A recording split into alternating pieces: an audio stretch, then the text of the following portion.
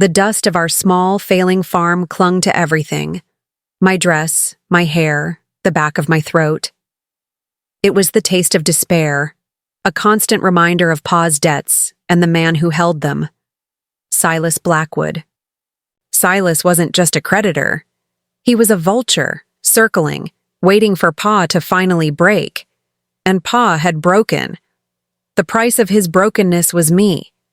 I was Elara, just turned 19, and my future was a tight, cold knot in my stomach. Silas wanted a wife, a young one, to warm his big, empty house and perhaps give him an heir. He was old enough to be my grandfather, with eyes like chips of ice and hands that always seemed to be reaching. The thought of his touch made my skin crawl. "Elara, child," Pa had said, his voice thin as a whisper, his eyes not meeting mine. "It's the only way. He'll forgive the debts. We'll keep the farm." Keep the farm? What good was the farm if I was to be caged in Silas's grand cold house, my spirit slowly dying? I wanted to scream, to rage, to run until my lungs burned and the dust of this place was a distant memory. But where would I go? What would I do? I was a farm girl, good with mending and baking, but little else. The wedding was set for the end of the week. Every tick of the clock was a nail in the coffin of my dreams. I'd always imagined love, a gentle hand in mine, a shared smile over a supper table. Not this, not Silas Blackwood. I was bound, tied by Pa's failures, and I was preparing to say no in the only way I felt I could, by simply withering away inside until there was nothing left of Elara for him to claim. My heart was already saying no, screaming it, even if my lips would be forced to whisper, "I do." The day before the event, I was in town, picking up the thread Ma had asked for. It was a pitiful errand, a pretense of normalcy when my world was anything but. My head was down, my shoulders slumped. I didn't want to see the pitying looks, or worse, the knowing smirks. That's when I bumped into him, literally. My basket, clattered, apples rolling into the dusty street. "Oh, I'm so sorry, ma'am," a deep voice rumbled. I looked up, startled, into a pair of kind, steady brown eyes. He was tall, dressed in worn denim and a faded blue shirt, a rancher by the looks of him. His face was weathered by sun and wind, but there were smile lines around his eyes. He knelt quickly, gathering my scattered apples, his large hands surprisingly gentle. "My fault entirely," he said, handing me the basket, now refilled. "Lost. In thought, I suppose." "No, it was mine," I mumbled, my cheeks burning. It was rare anyone spoke to me with such simple courtesy anymore. "Thank you. Caleb Jackson, ma'am," he said, tipping his hat slightly. "And you are?" "Elara," I whispered. Then, "Elara Vance." His smile faltered just a fraction, a shadow passing over his eyes. He knew. Of course he knew. Everyone in this small valley knew about Silas Blackwood and his soon-to-be bride. "A pleasure, Miss Vance," he said, though the warmth seemed a little strained. He hesitated, as if wanting to say more, then just nodded. "You take care now." He walked on, and I watched him for a moment, a strange pang in my chest. He was just a man, a stranger, but his brief kindness had been like a sip of cool water on a parched day. It made the impending doom feel even heavier. That evening, the air in our little cabin was thick with unspoken words. Pa fidgeted. Ma cried softly into her apron. I sat by the window, staring out at the darkening fields, feeling like a ghost. Already, a knock on the door made us all jump. Pa opened it to reveal Caleb Jackson standing on our stoop, his hat in his hands. "Mr. Vance?" Caleb said, his voice calm but firm. "May I have a word?" Pa looked surprised, then wary. "What's this about, Mr. Jackson?" "It's about your daughter, sir, and Silas Blackwood." My heart leaped into my throat. Ma gasped. Pa's face hardened. That's family business, Jackson, not yours. When it involves a young woman being forced into a marriage she clearly doesn't want, Caleb said, his gaze steady, it becomes the business of any decent man. I stood up, trembling. Mr. Jackson, please, you don't understand. He looked at me then, and his eyes were filled with a compassion that made my own eyes sting. I think I understand more than you know, Miss Vance. I heard the talk in town. I saw your face today. Pa stepped forward. Now see here. Silas Blackwood is a cruel man. Caleb cut in, his voice still level but with an edge of steel I hadn't heard before.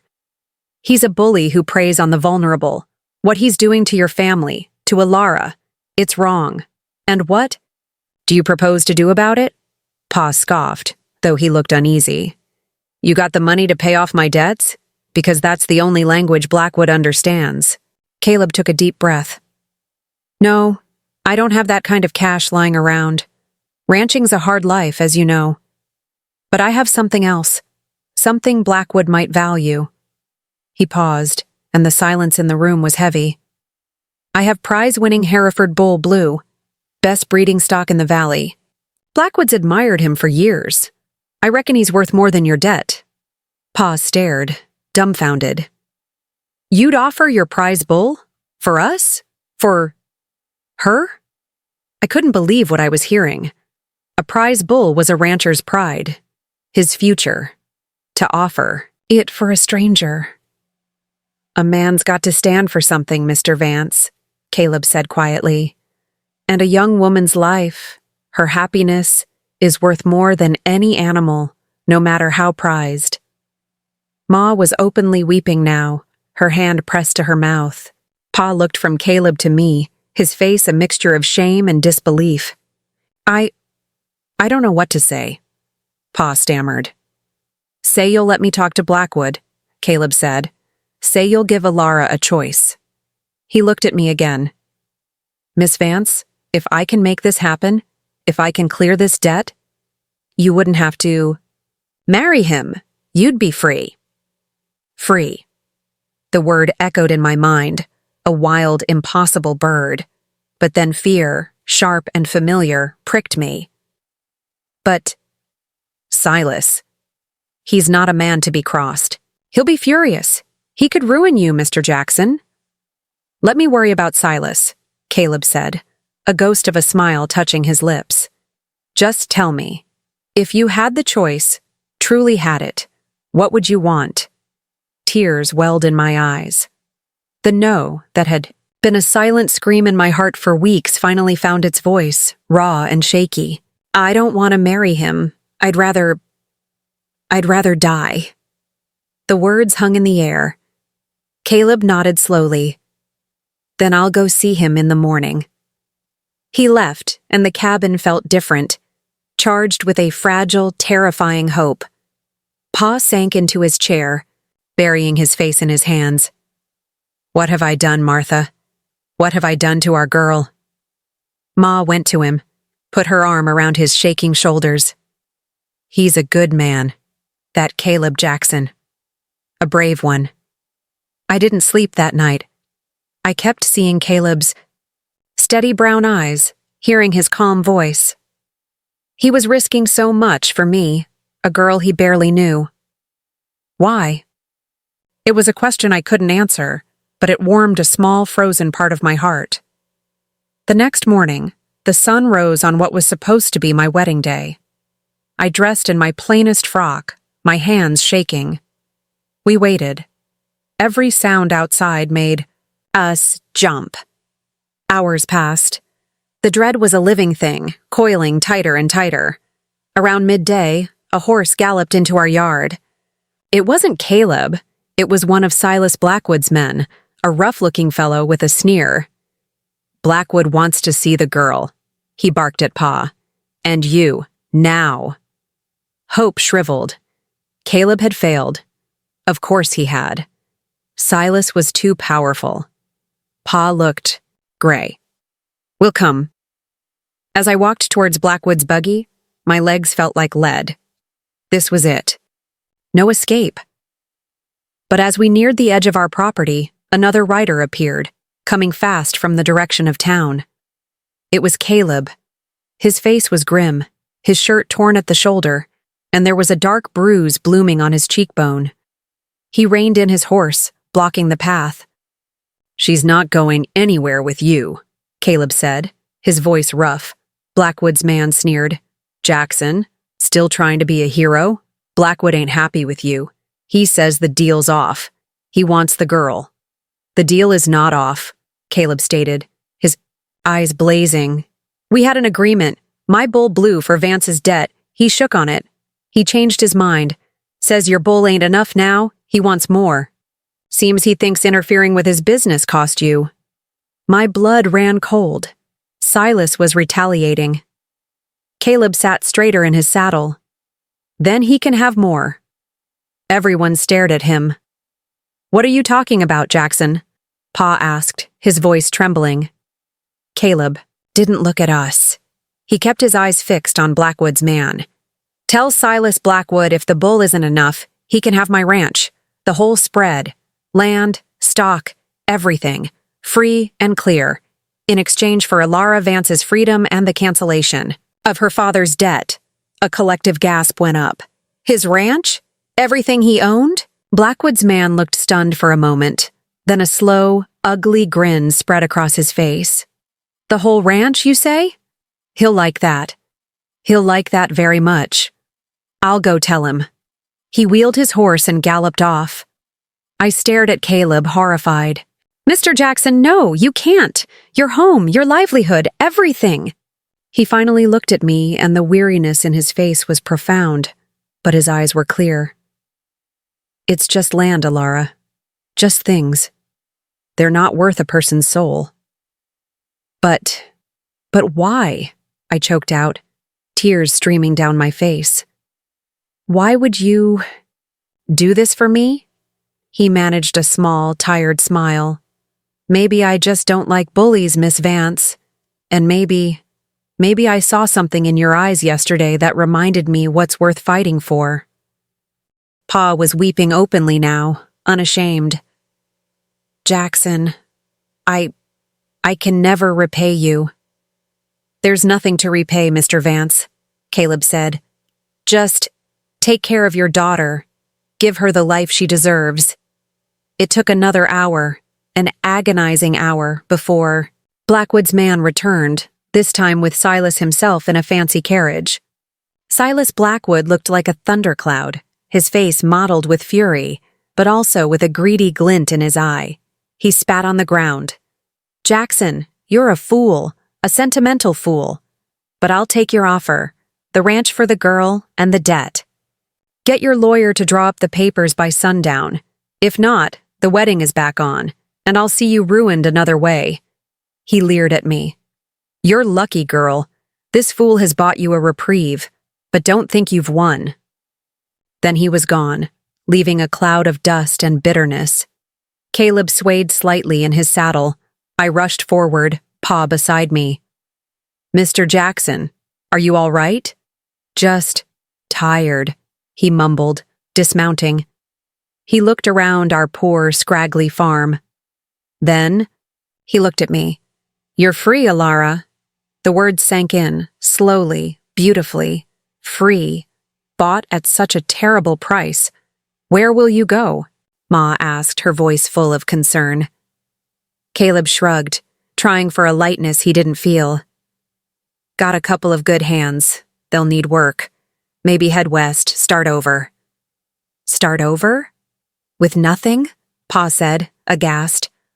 "I'll have my horse, my saddle, and my self-respect," Caleb said. "It's more than some men have." But I saw the pain in his eyes, the deep loss. He loved his ranch. I knew it, just as I knew I loved our little farm, despite everything. An idea, wild and sudden, sparked in my mind. "Mr. Jackson," I began, my voice hesitant. "Caleb, please," he said. "Caleb. Our farm. It's not much. It's failing, to be honest. Pa, he's not the farmer he once was. But the land is still here. There's a small bunkhouse. It's rough, but I faltered. Pa caught on.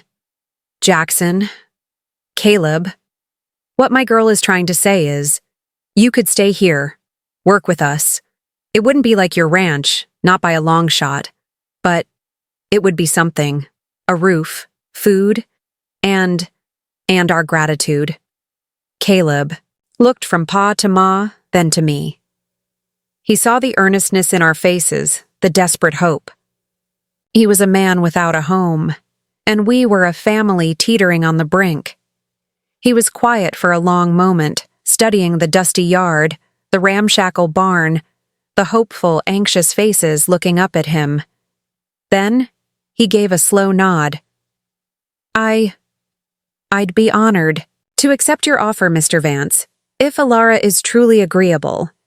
He looked at me, a question in his eyes. This man who had sacrificed everything. How could I say no to him now? But this wasn't a no I was bound to. This was a yes blooming from a place of awe and a strange, stirring warmth. Yes, Caleb, I said, my voice clearer than it had been in months. I'm agreeable. The days that followed were strange and new. Caleb moved into the small, dusty bunkhouse. He was quiet, reserved, and worked harder than any two men I'd ever known.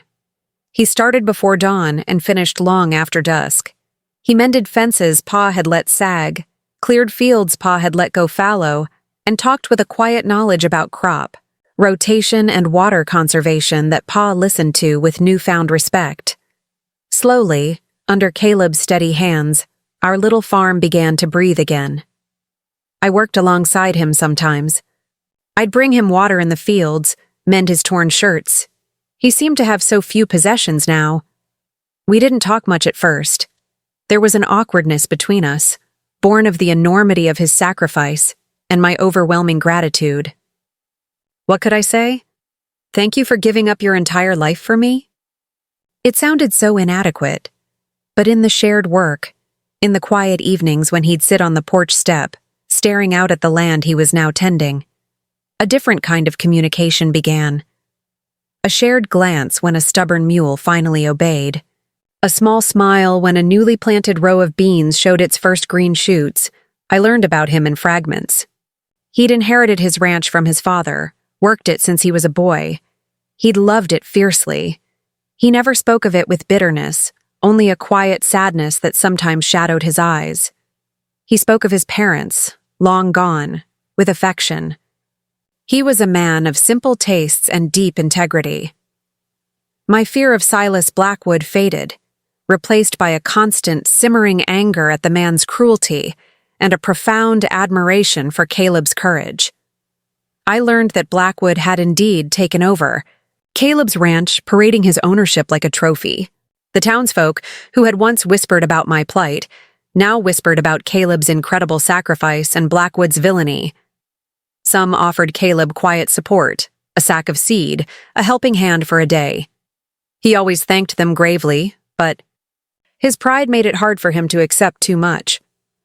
One evening, I found him by the creek that bordered our land. He was skipping stones across the water, his brow furrowed in thought. "Penny for them?" I asked softly, sitting down on the grassy bank a little ways off. He startled, then gave me a small smile. "Just thinking." "About your ranch?" I ventured. He nodded, his gaze distant. "Sometimes, thinking about what makes a place a home. And what do you think does?" He looked at me then, his brown eyes searching. "It's not just the land or the buildings. It's the people. The feeling you belong. The feeling you're doing something worthwhile." Comfortable silence fell between us. The crickets chirped. The water gurgled. Do you regret it, Caleb?" I had to ask. The question had been burning in me for weeks. He turned fully towards me, his expression serious. "Regret saving you from Blackwood? Never, Elara. Not for a single moment. But your home. A home can be rebuilt," he said gently. "A broken spirit? That's much harder to mend. Yours was close to breaking. I saw it." His words touched me deeply. He had seen past my fear, past my forced compliance, to the real me struggling underneath. "You saw more than my own father did for a long time," I admitted, my voice barely a whisper. "Your father was desperate," Caleb said, surprisingly charitable. "Fear makes people do things they wouldn't otherwise." We sat there for a while longer, watching the sunset paint the sky in hues of orange and purple. It was peaceful. For the first time in what felt like forever, I felt a sense of peace. And it wasn't just the absence of fear, it was the presence of something new, something warm and hopeful, kindled by the quiet strength of the man beside me. As weeks turned into months, the rhythm of the farm became our rhythm. Pa, humbled and grateful, followed Caleb's lead without complaint. Ma hummed in the kitchen again, baking extra bread and pies, always making sure Caleb had the biggest portion. And me? I found myself watching Caleb, the way his brow furrowed, in concentration when he was fixing a piece of machinery, the gentle way he spoke to the animals, the rare, full smile that transformed his serious face when something genuinely pleased him. I started leaving wildflowers in a jar in the bunkhouse. I made sure his mending was done perfectly. Small things, tentative things. He, in turn, started seeking me out more. Not just for farm business, but to share a moment of quiet at the end of the day, to point out a hawk circling overhead, or to ask my opinion on where to plant the new apple saplings. One afternoon, a storm blew in suddenly. We were caught in the far field, trying to get the last of the hay covered. Rain lashed down, soaking us in seconds. We ran for the old rickety barn, laughing as we stumbled through the mud. Inside, huddled together, dripping and breathless, the air changed. The scent of rain and damp earth and Caleb so close filled my senses. He looked down at me, raindrops clinging to his eyelashes, a piece of straw in his dark hair. His usual reserve was gone, replaced by an unguarded warmth. "You all right?" he asked, his voice a low rumble. "Yes," I breathed, unable to look away from his eyes. He reached out, his calloused thumb gently brushing a stray, wet strand of hair from my cheek. His touch sent a shiver through me, but it wasn't from cold. It was something else, something powerful and new and a little bit frightening. The moment stretched, taut and fragile. I could feel the warmth of his body, hear his breathing. My heart was hammering against my ribs. This was it. This was the feeling I'd dreamed of, the one Silas Blackwood had nearly stolen from me forever. He leaned in, slowly, giving me every chance to pull away. I didn't. I couldn't. I leaned in too. His lips met mine, hesitant at first, then with a growing tenderness that made my knees weak. It wasn't a kiss of desperate passion, but of quiet discovery, of deep, unspoken emotions finally finding an outlet. It was a kiss that tasted of rain and earth and a future I hadn't dared to hope for. When he pulled back, his eyes were dark, searching mine. "Elara," he began, his voice hoarse. I put my fingers to his lips. "It's all right, Caleb," I whispered. "It's more than all right." A slow smile spread across his face, chasing away the last of the shadows.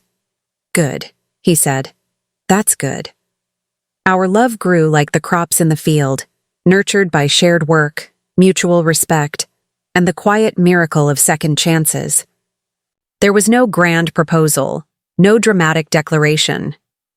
It was in the way he looked at me across the supper table, the way his hand found mine when we walked in the evenings, the way we started planning for next spring and next harvest, as if our futures were irrevocably intertwined. Because they were. We married a year after Caleb first arrived at our farm. It was a simple ceremony, held in our own yard, under the shade of the old oak tree Caleb had saved from blight. Ma cried, Pa beamed. The few neighbors who came were the ones who had stood by Caleb, who understood the measure of the man. I didn't wear a fancy dress, just a simple one Ma and I had sewn from pale blue cotton, the color of Caleb's eyes when he smiled. I didn't need finery. I had Caleb. Standing beside him saying my vows, there was no no in my heart. Only yes. A resounding, joyful, grateful yes to this man who had risked everything, not just to save me from a terrible fate, but to show me what true strength, true kindness, and true love really meant. Silas Blackwood still owned Caleb's old ranch. We heard he was lonely in his big house, his temper worse than ever, his ill-gotten gains bringing him no joy. Sometimes, I felt a pang of something almost like pity for him, but it was fleeting. He had made his choices. Caleb and I, we made ours. We worked hard on our little farm. It never made us rich in coin, but we were rich in other ways. We had each other. We had the respect of our community, and we had the quiet satisfaction of building a life together piece by piece on land that felt truly ours, nurtured by love and sacrifice. Sometimes, in the quiet of the evening, with Caleb's arm around me as we watched the stars come out over our fields, I'd think back to that desperate girl I once was, bound for saying no. And I'd thank whatever stars had aligned to bring Caleb Jackson into my life, the rancher who risked everything, and in doing so gave me everything that truly mattered. He hadn't just saved me. He'd shown me how to live again. And my heart, once so cold and tight with fear, was now full to bursting with a love as vast and resilient as the land we tended together.